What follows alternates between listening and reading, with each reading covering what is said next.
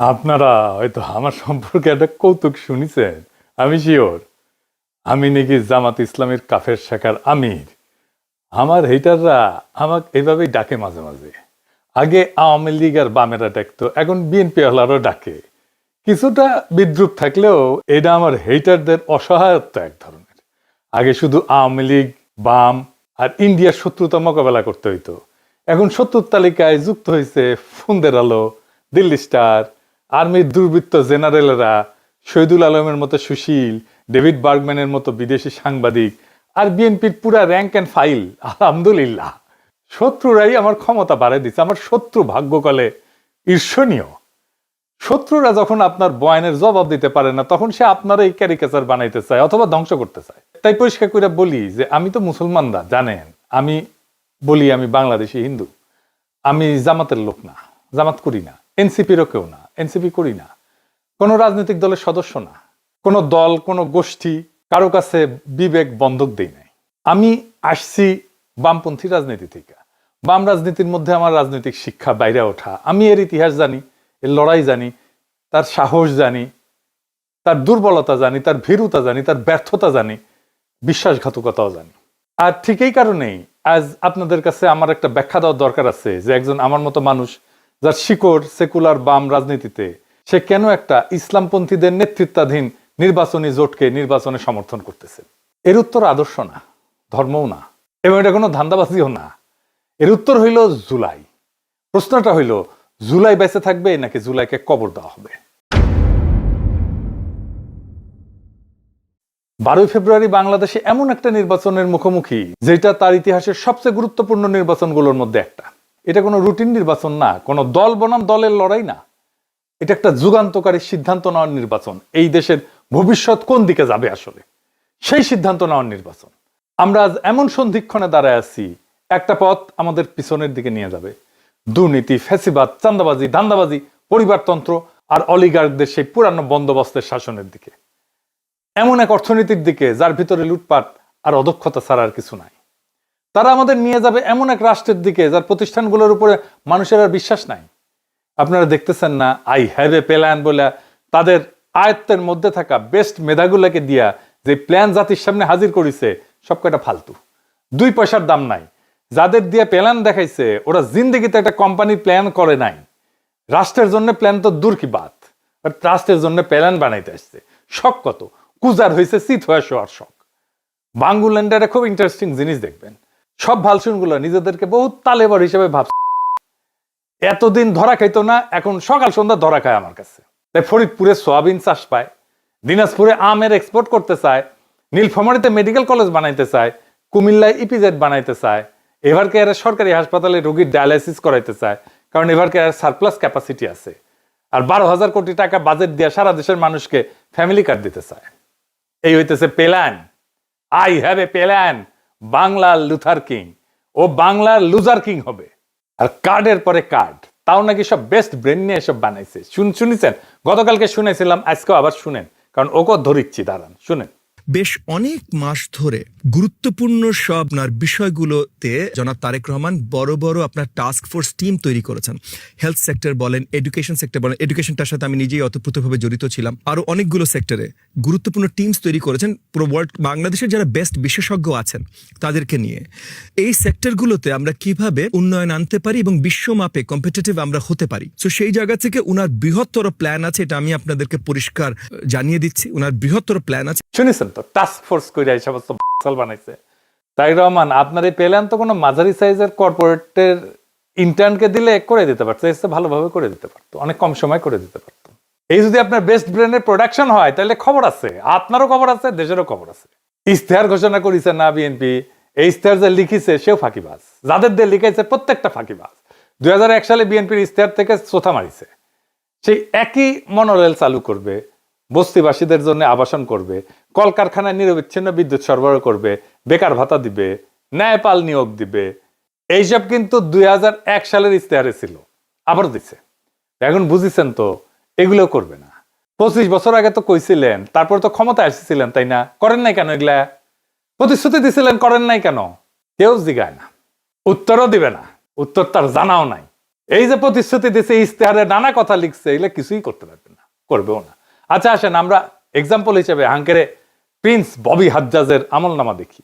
দেখা দরকার কারা বিএনপির হইয়া ভোটের মাঠে নামছে। ওইকে জানেন, ও বাপের নাম মুসা বিন শমসের, বাংলাদেশের সবচেয়ে ধনী ব্যক্তি, এতই ধনী যে তারা নিয়ে ডকুমেন্টারি হয়, তারা প্রিন্স বলে ডাকে বিদেশিরা। সে যে জুতা পরে না, জুতা জুতা, তাতে ডায়মন্ড বসানো থাকে, হীরা হীরা হীরা বসানো থাকে জুতায়, বেনে মেনে করছি না, দেখেন। Every day I wear diamond shoes. I'm fed up. So maybe one day. You get a bit. Have you ever, worn your diamond shoes and then stepped in, something really disgusting? দেখেছেন তার জুতা ঘড়ি রাখার জন্য কত বড় বড় বাক্স, সেগুলো আবার টেনে নিয়ে আসে কত লোক, দেখেন। সব ব্র্যান্ডেড ঘড়ি, রোলেক্স কোম্পানি ঘড়ি, আর কিবা কিবা কোম্পানির ঘড়ি, নামও জানি না সবগুলার। দেখেন নিজের হাতে খায় না, খাওয়াই দিতে হয়। দেখি চাও নেকু রে নেকু, ডুডু খাও ঢেকু ঢেকু, হ্যাঁ মুখ মুছে দিচ্ছে, দেখিছেন? দেখেন সেই মুখ মুছে দেওয়ার জন্য পিছে দাঁড়ায় আছে কতজন, দেখেন। দেখি চাও উই হ্যাগে সুসে কিনা নিজে নিজে, আমার সন্দেহ আছে। এটা নারীর ক্ষমতায়ন। খাওয়ার টাইমে পিছে দাঁড়ায় থাকবি আর মুখ মুছে দিবি বড় লোকের? এটা কর্মজীবী নারী নাকি এটা দাসত্ব, নাকি এটা সম্পদের অশ্লীল প্রকাশ? এইটাকে সে কেমনে কামাইছে জানেন? অস্ত্র ব্যবসা কইরা। জি জি জি ঠিকই শুনেছেন, অস্ত্র ব্যবসা কইরা। তার পোলা হইতেছে ববি হাজ্জাজ। সালাম কেমনে দিতে হয় সেটাও শিখে নাই, দেখেন।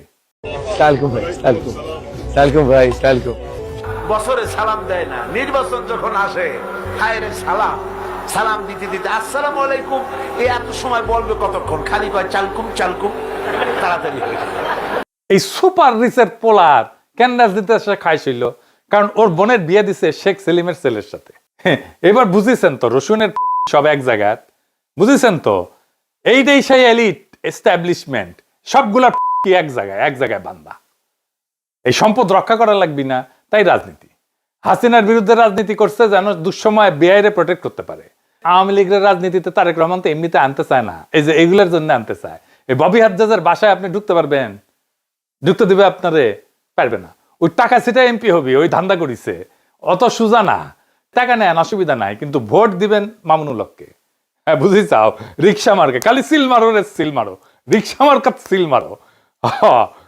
যে আপনার স্বপ্ন জানে, কল্পনা জানে, দুঃখ জানে, বেদনা জানে, যে সত্যিকার অর্থে আপনার প্রতিনিধি হইতে পারে।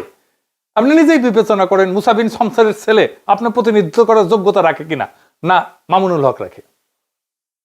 সে তো আপনারই লোক। এই ববি হাজ্জাজেরা সেই পথের পথিক, যেই পথে তারেক রহমান আর ধানের শীষ আমাদেরকে নিয়ে যেতে চায়। আর কোন পথ আছে?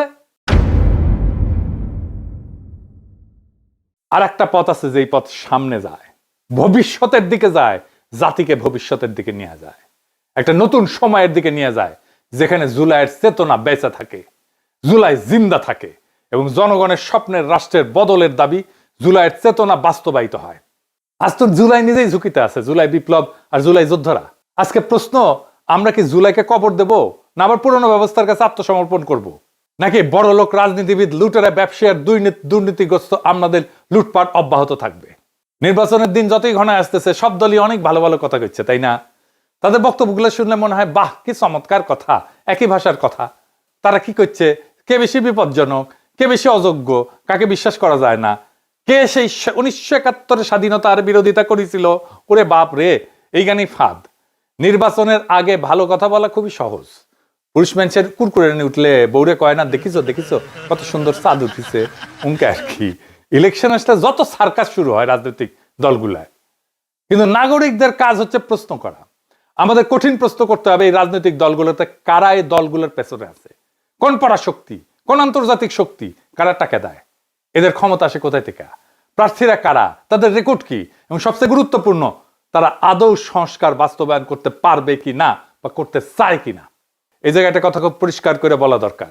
এই নির্বাচন আদর্শ বনাম আদর্শের লড়াই না, এটা ধর্ম বনাম ধর্ম নিরপেক্ষতার লড়াই না, এটা আসলে স্টেট ক্যাপচার বরং স্টেট রিপেয়ার, এইটার লড়াই। রাষ্ট্র ক্ষমতা দখল করে লুটপাট আগের শাসন চালানো আর রাষ্ট্র পুনর্গঠনের লড়াই, এই দুইটা জিনিস। একদিকে আছে এমন দলগুলা যারা রাষ্ট্রকে আগেই দখল করে ফেলছে, ব্যবসা দিয়া, আমলাতন্ত্র দিয়া, পরিবারতন্ত্র দিয়া, পুরনো সিস্টেমের উপরে দখল দিয়া, আগের ব্যবস্থার সাথে সিস্টেম কইরা। তাই তারা বলে হাসিনা না আসলেও হাসিনা পোলামাইয়া আসতে পারবে রাজনীতিতে। বাহ, চমৎকার। এই জন্য আমাদের বাচ্চারা রক্ত দিছিল, এই জন্য আমরা লড়াই করে ফেসিবাদ উৎখাত করছি, এই জন্য এত কষ্ট করছি আমরা। আর অন্যদিকে আছে এমন এক শক্তি যাদের এখনো পুরনো সিস্টেম খায়া ফেলায় নাই। দলের মধ্যে চোর ডাকাত লুটপাটকারী নাই যাদেরকে প্রোটেক্ট করতে হবে ওই দলদেরকে। তাই রাষ্ট্রকে মেরামত করার হিম্মত আছে তাদের। বিএনপি আসলে কি একটা? বিএনপি আর একটা কম শক্তিশালী আওয়ামী লীগ, কম বুদ্ধিমান আওয়ামী লীগ, কম সংগঠিত আওয়ামী লীগ। বিএনপি আওয়ামী লীগের মধ্যে দলের কম্পোজিশন, তার শ্রেণী চরিত্র, এটার মধ্যে কোনো তফাৎ নাই। বিএনপি একটা গভীরভাবে দুর্নীতিগ্রস্ত দল, গভীরভাবে দুর্নীতিগ্রস্ত দল। আর দলের লোকেরা তারেক রহমানের চাকর বাকর। আপনারা জিজ্ঞেস করেন তারেক রহমানের কিভাবে চলে, মানে সংসার চলে কিভাবে, মির্জা ফখরুলের সংসার চলে কিভাবে জিজ্ঞেস করেন। কই থেকে আসে? তারা রাজনীতি করতে আসে নাই, আসতে ধান্দা করতে। তাদের দেশকে নিয়ে কোনো মহৎ স্বপ্ন নাই। থাকলে হাসিনার আমলে জান প্রাণ দিয়ে লড়াই করতো, করে নাই। তারা আওয়ামী লীগের থেকে আলাদা না, একই জিনিসে তৈরি। আওয়ামী লীগ বিরিয়ানি হইলে বিএনপি তেহারি। ভাত পচলে খাওয়া যায়, বিরিয়ানি তেহারি পচলে খাওয়া যায় না। এই দুটোই পচা জিনিস। 90-এর দশকে এই দুই দল নীতি আদর্শ দিয়ে প্রতিযোগিতা করেনি, করছে দুর্নীতি, লুটপাট আর পাইয়া দেওয়ার রাজনীতি আর সহিংসতা দিয়া। 2006 সালে তত্ত্বাবধায়ক ব্যবস্থা ভাঙছে বিএনপির জন্য। বিএনপি দায়ী। সদ্য অবসরপ্রাপ্ত প্রধান বিচারপতিকে তত্ত্বাবধায়ক সরকার প্রধান হবে, এটাই ছিল সিস্টেম। 2004 সালে একটা সংবিধানের 4র্থ সংশোধনী গৃহীত হয়, অনেকেরই স্মরণ আছে। ওই সংশোধনীর মাধ্যমে বিচারপতিদের অবসরে যাওয়ার বয়সসীমা 65 থেকে 67 করা হয়, 2 বছর বাড়ানো হয়। এই বয়স বৃদ্ধির এই সিদ্ধান্তের পিছনে মূলত কাজ করছে পরবর্তী তত্ত্বাবধায়ক সরকার প্রধান কে হবে সেই হিসাব নিকাশ। সাবেক প্রধান বিচারপতি KM হাসানকে, যিনি একসময় বিএনপির রাজনীতির সাথে জড়িত ছিলেন, তাকে প্রধান উপদেষ্টা করাই ছিল এই সংশোধনীর মূল উদ্দেশ্য। যার ফল সামরিক শাসন, 1/11 এবং শেষ পর্যন্ত 15 বছরের ফ্যাসিবাদ। এই ফ্যাসিবাদ কায়েমের পিছনে পুরা দায় বিএনপির। সেই খাসলত বিএনপির বদলায় নাই। 2024-এর 5ই আগস্টের পরে বিএনপি চাঁদাবাজি, ধর্ষণ, খুন, জখম, বাড়ি দখল, 92% সহিংসতার সাথে বিএনপি জড়িত। তাও নিজের দলের লোকদের নিজেরা মারছে। কোন বাজার, হাট, ঘাট, bus stand, tempo stand, rickshaw stand, TV station, media, advertising firm দখল বাদ রাখি নাই, সব দখল করে ফেলছে। এসালামের সাম্রাজ্য চালায় শ্রীলং সালাউদ্দিন, 72 টিভি চালায় বরকতুল্লাহ বুলু, 8 টিভির দখল নিছে ওয়াহিদুজ্জামান অ্যাপোলো। এই কারণেই তারা বিশ্ববিদ্যালয় নির্বাচনগুলোতে প্রত্যাখ্যাত হয়েছে। ছাত্ররা প্রত্যাখ্যান করছে তাদেরকে। ছাত্ররা আদর্শে ভোট দেয় নাই, তারা দুর্নীতির বিরুদ্ধে ভোট দিছে। আজ বিএনপি মনোনয়ন দিছে অসংখ্য বিতর্কিত ব্যক্তিতে। বিএনপির 59% ক্যান্ডিডেট ঋণ খেলাপি, ব্যাংকের ঋণ নিয়ে শোধ দেয় না, খায় ফেলছে, পাচার করে দিছে। আসছে দেশের সেবা করতে, লজ্জা করে না এদের। 15 বছর ক্ষমতার বাইরে থেকে হঠাৎ তাদের হাতে অধেল টাকা কই থেকে আসলো? ব্যাংক লুটের টাকা, ঋণ খেলাপের টাকা। কিভাবে আসলো, কেন আসলো? কারণ পুরনো অলিগার্করাও, হাসিনার সব ব্যবসায়ীরা আবার এমন একটা দল খুঁজে পেয়েছে যাদের সাথে ব্যবসা করা যায়, তারাও দিতেছে। হাসিনার লোকদের কাছ থেকে নিচ্ছে টাকা। এমনকি বিএনপি আওয়ামী লীগকে রাজনৈতিকভাবে পুনর্বাসন করবে বলছে। তাদের আপত্তি নেই হাসিনার পুত্র আর কন্যারা যদি রাজনীতিতে আসে। বিএনপি চলে হারামের টাকায়, প্রত্যেকটা পয়সা হারামের পয়সা, প্রত্যেকটা পয়সা হারাম টাকা। মানুষের অভিশাপ আছে ওই পয়সার গায়ে। তারপরে তারা বলে তারা দুর্নীতি উচ্ছেদ করবে, চান্দাবাজি উচ্ছেদ করবে। হায় রে হায়, খারান খারান, আমার ঘোড়া একটু হাসি। হয়েছে হয়েছে হয়েছে, আচ্ছা হয়েছে। দুর্নীতির টাকায় চলা দল দুর্নীতিকে উচ্ছেদ করতে পারে না। অলিগারদের উপর নির্ভরশীল দল সংস্কার করতে পারে না। এই কারণে জামাত এনসিপি জোট কাঠামোগতভাবে আলাদা। বাস্তব সংস্কার কেবল তারাই করতে পারে যারা দুর্নীতিগ্রস্ত ব্যবসায়ী আর আমলাতন্ত্রের কাছে বাধা পড়ে নাই। এই জোটের প্রতিশ্রুতিগুলো বিশ্বাসযোগ্য, কারণ তাদের দলে রক্ষা করতে হবে এমন চোর বাটপার নাই, লুটেরা নাই। তাদের নেতৃত্ব পুরনো বিষাক্ত রাজনীতিতে ডুবে নাই। দলে গণতন্ত্র আছে, পরিবারতন্ত্র নাই। সংবিধান সংস্কারের কথা তাদের মুখে শোভা পায়, কারণ তারা পরিবারতন্ত্র বাঁচাইতে রাজনীতি করে না। রহমান অ্যান্ড সন্স এর মাফিয়া সাম্রাজ্যের অংশ হইতে আসেনি তারা। 2 রহমান ফ্যামিলি তো, শেখ মুজিবুর রহমান আর জিয়াউর রহমান ফ্যামিলি, এই তো 2 রহমান অ্যান্ড সন্স। এরাই তো বাংলাদেশের রাজা, এরাই তো বাংলাদেশের হর্তাকর্তা বিধাতা। বিএনপি থেকেও রাজনীতি করতে আসে না তো, আসে ধান্দা করতে। আর এই ধান্দা করার জন্য কে কত বড় তারেক রহমানের চাকর হইতে পারবে এটা প্রমাণ করে। এটা সত্য যে জামাত এনসিপি দুর্নীতিগ্রস্ত সরকার চালানোর অভিজ্ঞতা তাদের নাই। আর এটাই তাদের সবচেয়ে বড় শক্তি। তারা বিশেষজ্ঞদের জন্য, স্বচ্ছতার জন্য, সংস্কারের জন্য ওপেন আছে, কারণ তারা পুরনো দায়ে বন্দী না। তাদের এমন কোনো ব্যাগেজ নাই যেটা তাদের বহন করতে হবে। এইবার আসি ভারত প্রশ্নে। সবাই ভারতের সাথে সংলাপের কথা বলে, সবাই সুসম্পর্কের কথা বলে। বিএনপি বলে জাতীয় স্বার্থের কথা, কিন্তু কার স্বার্থ? আওয়ামী লীগ 15 বছর একই ভাষা ব্যবহার করছে, ফল কি পেয়েছি? ইতিহাসের সবচেয়ে বাজে কূটনৈতিক সম্পর্ক পাইছি ভারতের সাথে, ভারত এটাই পাইছে। আর এমন একটা জাতি যে নিজের আত্মসম্মান হারায় ফেলছে, তাতে কি ভারতের লাভ হয়েছে না বাংলাদেশের লাভ হয়েছে? কারোই লাভ হয়নি। ভারত শুধু আওয়ামী লীগের ফ্যাসিবাদী শাসনকে সমর্থনই দেয়নি, তারা তার বহু অপরাধী নেতাকে আশ্রয় দিয়ে রাখছে, যাদের ফাঁসি হয়ে গেছে। সংলাপ ভালো কথা, কিন্তু মর্যাদাহীন সংলাপ আসলে কূটনীতির পোশাকে আত্মসমর্পণ। ভারত নিজের মুসলমান নাগরিককে নিপীড়ন করে, তাদের বাংলাদেশি বলে সীমান্তের দিকে ঠেলে দেয়, আমাদের দেশে ঢুকায় দেয়, বাংলাদেশকে কাঁটাতারের বেড়ায় ঘিরে ফেলে, সীমান্তে পাখির মতো গুলি করে মানুষ মারে, কাঁটাতারে ঝুলায় রাখে, অপমানিত করে। অমানবিক আচরণের শিকার হয় আমাদের নাগরিকেরা ভারতের কাছে। কিন্তু তবু তারা ট্রানজিট চায়, সেই দেশের বুকসিরা যে দেশের মানুষকে তারা আবর্জনা বলে মনে করে। এ কেমন কূটনৈতিক সম্পর্ক? এ কেমন রাষ্ট্রের রাষ্ট্রের সম্পর্ক? একটা জাতির মর্যাদার কি কোনো দাম নাই? এই জায়গায় জামাত, এনসিপি জোট এবং জুলাইয়ের যোদ্ধারা পরিষ্কার, আগে মর্যাদা, সংলাপ পরে। এখন পশ্চিমা আর বাঙ্গি সুশীলদের ভয়গুলার কথায় আসি। নারীর অধিকার, সংখ্যালঘুর অধিকার, ইসলামী রাষ্ট্র হইতেছে কিনা, শরিয়া আইন আসতেছে কিনা, এই উদ্বেগগুলা বাস্তব এবং এগুলোকে উড়ায় দেওয়া যাবে না। বাংলাদেশ গভীরভাবে ধর্মপ্রাণ দেশ। বাংলাদেশের মানুষ তার ধর্মের কাছাকাছি থাকতে চায়, কিন্তু বাংলাদেশের মানুষ ধর্মীয় সম্প্রীতি কি সেটা জানে। বাংলাদেশের সাম্প্রদায়িক টেনশন লাগায় রাখছে দুইটা দল, বিএনপি আর আওয়ামী লীগ। হিন্দুদের সম্পত্তি দখল করছে কে? আওয়ামী লীগ আর বিএনপি তো ভাগাভাগি কইরা। আওয়ামী লীগ বেশি করছে, বিএনপি একটু কম করছে, কিন্তু ভাগাভাগি করে করছে। এটা ডেটার কথা, বানায় বানায় বলা কথা না। বাংলাদেশে যতগুলো হিন্দুদের উপর আক্রমণ হয়েছে সবগুলোতে আওয়ামী লীগ এবং বিএনপি স্থানীয় লোকজন ছিল। আমি বলতেছি, দায়িত্ব নিয়ে বলতেছি, প্রত্যেকটা ঘটনার দেখায় দেওয়া যাবে, অঙ্ক কষে দেখায় দেওয়া যাবে। আপনি একটাও ঘটনা দেখাইতে পারবেন না যেখানে জামাতের লোকজন যুক্ত ছিল।